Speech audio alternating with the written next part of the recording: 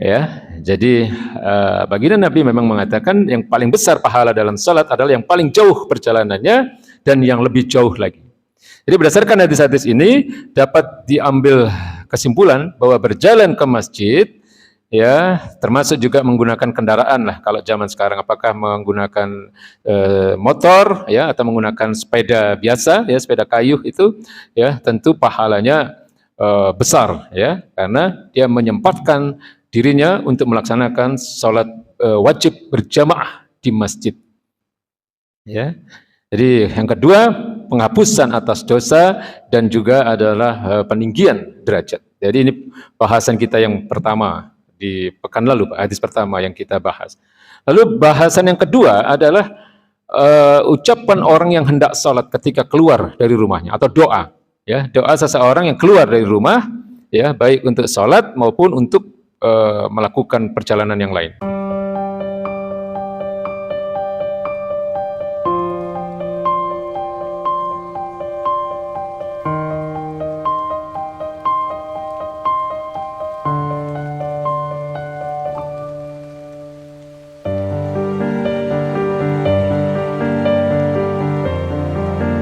Ya, keutamaan berjalan menuju masjid. Jadi orang yang berjalan menuju masjid untuk menghadiri salat berjamaah itu akan mendapatkan beberapa keutamaan. Yang pertama adalah disiapkan baginya sebuah persinggahan di surga. Sebagaimana diriwayatkan oleh Abu Hurairah radhiyallahu an, Nabi sallallahu alaihi wasallam bersabda, "Man ghada ilal masjid aw raha a'adallahu lahu fil jannah nuzulan kullama ghada aw raha." Ya, barang siapa berangkat pagi atau sore hari menuju ke masjid, ya, a'adallahu lahu fil jannah nuzulan. Maka Allah akan mempersiapkan persinggahan baginya di surga. Kullama ghada aw raha. Ya, dan itu dilakukannya ya setiap kali, maksudnya dilaksanakan Allah Subhanahu wa taala ya, setiap kali orang itu berangkat menuju masjid. Ya, baik di pagi ataupun sore hari. Ya, ini satu Pak. Disediakan atau disiapkan. Ya, a'adda itu menyiapkan artinya. Ya, a'adallahu lahu fil jannah nuzulan. Jadi Allah mempersiapkan baginya di surga tempat persinggahan. Ya, setiap kali dia berangkat ya menuju masjid baik pagi ataupun sore hari. Ya, hadis riwayat Bukhari. Yang kedua, selain mendapatkan sebuah persinggahan di surga, ya, selain disiapkan persinggahan di surga, maka tiap langkah kaki orang yang berjalan menuju ke masjid itu akan menghapus satu dosa dan meninggikan satu derajat. Ya, jadi Abu Hurairah radhiyallahu an berkata, ya, bahwa baginda Nabi sallallahu alaihi wasallam bersabda, ya, bahwa salatnya seorang laki-laki secara berjamaah di masjid itu akan dilipat gandakan pahalanya ya atas salatnya di rumah, atau di hadisnya memang disebutkan wafisuki ya di pasar ya, karena pada saat itu aktivitas sebagian besar manusia pada saat itu di pasar untuk mencari nafkah ya. Nah, mungkin kalau hari ini bisa kita kiaskan ya di rumah atau di tempat kita bekerja, di rumah atau dimanapun tempat kita beraktivitas. Ya, jadi kalau seseorang melaksanakan salat berjamaah di masjid, ya, lalu kemudian kegiatannya dia tinggalkan, artinya dia tidak lagi salat di tempat dia beraktivitas atau di rumah, maka baginda Nabi mengatakan bahwa pahalanya akan dilipat gandakan sebanyak 25 kali lipat. Ya, nah di dalam hadis yang lain memang yang sering kita dengar, hadis sahih juga mengatakan pelipat gandaan itu sebanyak 27 kali. Ya, maka kemudian para ulama menjelaskan hadis yang 25 kali lipat ini adalah untuk sholat berjamaah di masjid, untuk sholat-sholat sir. Ya, sholat zuhur dan sholat asar. Dan yang 27 kali lipat itu adalah untuk sholat-sholat jahar. Ya, salat subuh, salat maghrib, dan salat isya. Karena ada dua pahala tambahan di situ. Yang pertama adalah mendengarkan imam, ya, ketika imam membaca ayat-ayat Quran. Yang kedua, bersama-sama para jamaah yang lain dia mengucapkan amin. Ya, ini juga merupakan tambahan pahala. Jadi ada 2 tambahan pahala. Maka di dalam 2 hadis ini dua-duanya sahih, Pak. Ya, baik yang 25 kali lipat maupun yang 27 kali lipat. Ya. Mengapa? Baginda Nabi mengatakan hal itu dikarenakan jika ia berwudu dengan memperbagus wudunya, ya, kemudian dia keluar menuju masjid dan ia tidak keluar kecuali untuk sholat, maka tidak ada dari satu langkahnya pun kecuali dengan itu dia akan ditinggikan 1 derajat dan akan dihapuskan 1 kesalahannya. Ya, jadi setiap langkah itu menghapus 1 kesalahan dan meninggikan 1 derajat. Ya, dan jika ia telah selesai melaksanakan sholat, maka malaikat akan terus mendoakannya, ya, selama ia masih berada di tempat sholatnya.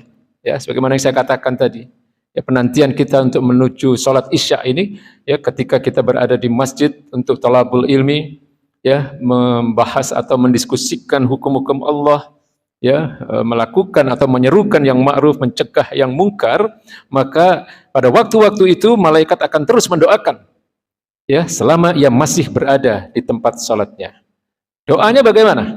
Doa para malaikat itu adalah, ya Allah ampunilah dia, ya Allah rahmatilah dia, ya. Dan di antara seseorang di antara kalian akan terus dihitung dalam keadaan sholat selama ia menantikan sholat berikutnya. Ya, sebagaimana saya katakan tadi, penantian sholat, ya, di masjid menunggu waktu sholat berikutnya dikatakan oleh baginda Nabi, ya, bahwa malaikat akan berdoa, mendoakan mereka. Yang pertama, malaikat mendoakan agar diampuni dosa-dosanya. Yang kedua, malaikat juga akan mendoakan agar Allah merahmati dia. Dan yang ketiga adalah malaikat juga mendoakan agar pahala orang-orang tadi terus dihitung dalam keadaan sholat, ya, selama ia menantikan sholat berikutnya. Hadis riwayat Bukhari. Ya, dalam hadis lain disebutkan dari Abu Musa al-Asy'ari radhiyallahu an, Rasulullah SAW bersabda, "Inna a'zaman nas ajran fis shalah, ya, ab'aduhum ilaiha, mamsya fa'ab'aduhum, ya, fa'ab'aduhum." Jadi sesungguhnya manusia yang paling besar pahalanya dalam salat adalah yang paling jauh perjalanannya, ya, ab'aduhum ilaiha. Ya, kemudian mamsya fa'ab'aduhum, lalu yang lebih jauh lagi, ya, hadis riwayat Bukhari. Jadi yang rumahnya paling jauh, ya, pahalanya paling besar, ya. Jadi ya cuman yang, ya, jangan kemudian mencari jalan lain sehingga jadi jauh. Kadang ada yang begitu, ya. Dulu teman saya yang waktu masih remaja gitu, Pak, karena dijanjikan pahala yang besar, ya, lalu dia menuju masjid muter jalannya. Muter, ya, tidak melalui jalan yang biasanya, yang dekat. Ya, jadi baginda Nabi memang mengatakan yang paling besar pahala dalam salat adalah yang paling jauh perjalanannya dan yang lebih jauh lagi. Jadi berdasarkan hadis-hadis ini dapat diambil kesimpulan bahwa berjalan ke masjid, ya, termasuk juga menggunakan kendaraan lah kalau zaman sekarang, apakah menggunakan motor, ya, atau menggunakan sepeda biasa, ya, sepeda kayu itu, ya, tentu pahalanya besar, ya, karena dia menyempatkan dirinya untuk melaksanakan sholat wajib berjamaah di masjid, ya. Jadi yang kedua, penghapusan atas dosa dan juga adalah peninggian derajat. Jadi ini bahasan kita yang pertama di pekan lalu, hadis pertama yang kita bahas. Lalu bahasan yang kedua adalah ucapan orang yang hendak sholat ketika keluar dari rumahnya, atau doa, ya, doa seseorang yang keluar dari rumah, ya, baik untuk sholat maupun untuk melakukan perjalanan yang lain.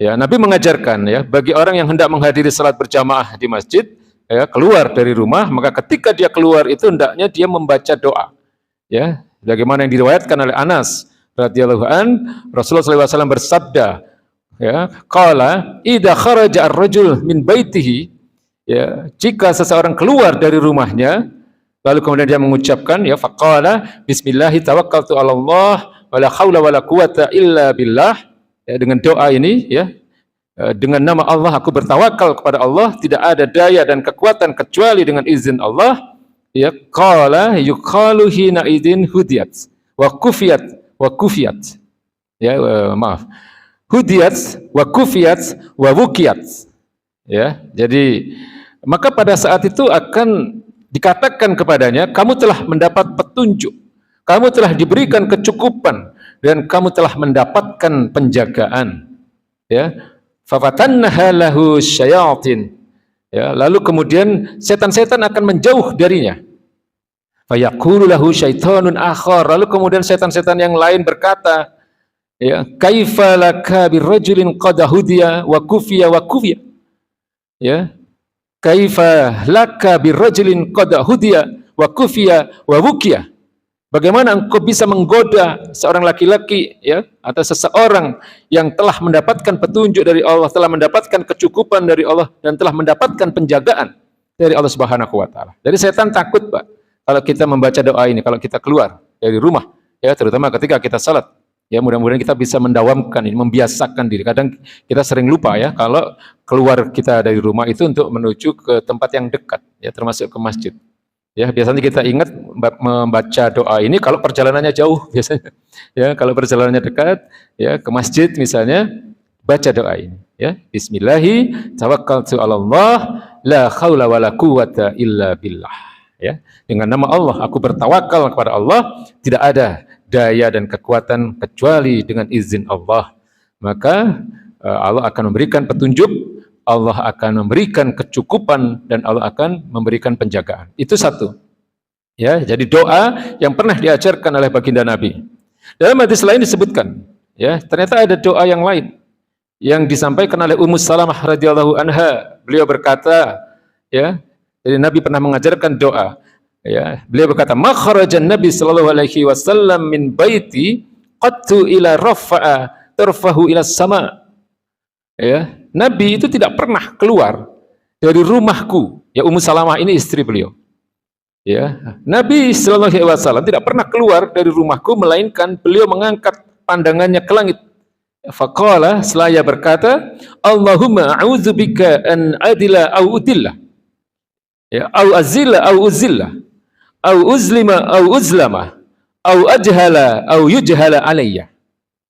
Jadi ini doa yang diajarkan oleh baginda Nabi, ya, atau doa yang pernah didengar oleh Ummu Salamah, ya, radhiyallahu anha, ketika baginda Nabi keluar dari rumah.